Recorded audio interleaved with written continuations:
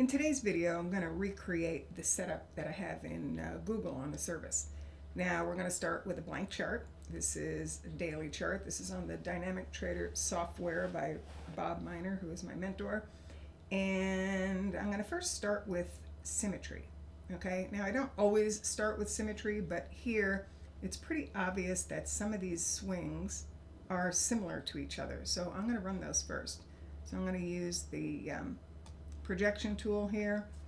Let's start way over here on the left. I'm going to measure and compare swings in the same direction. Basically, I'm going to measure the prior swings and compare them to the current swing that we've seen recently here.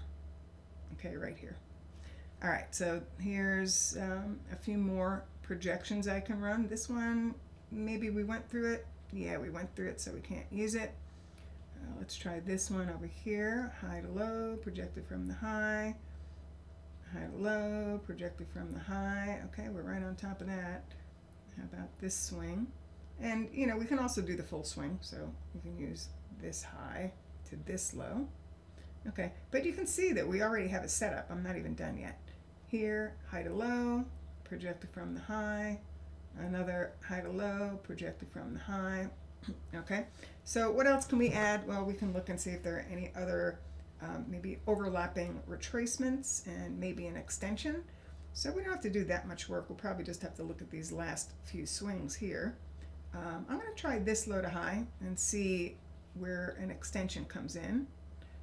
Okay, so we're kind of through this one, so I'm just going to get rid of it. I'm not going to use it. But how about the retracements? I mean, we can run this retracement. We can run it also from this low, and let's see what that gives us.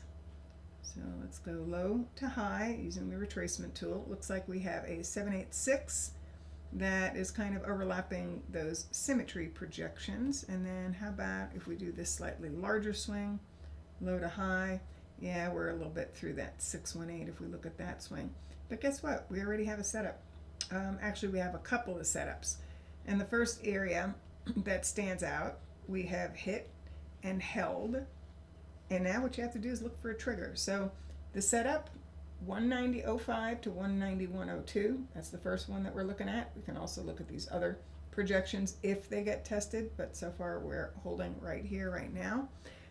If we continue to hold above this low, let's take a look. High to low, actually, which is the lowest low? 190.73, 190.68. Okay, that's it.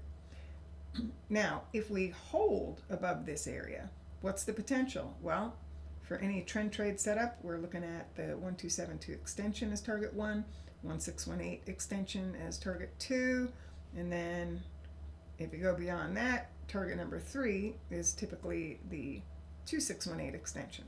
Okay, so the risk reward's pretty good. You know, you're risking to, right either underneath this low or underneath the low end of the zone.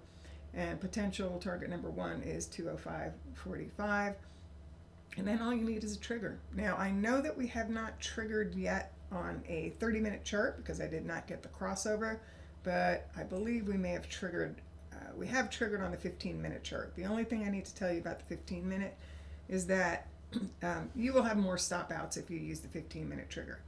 Okay, it's just not as consistent as the 30. But if you're really excited about a trade and you want to use it, again, that is your choice. But bottom line, we start with a blank chart. We end up with a nice setup, and let's see if it triggers for you.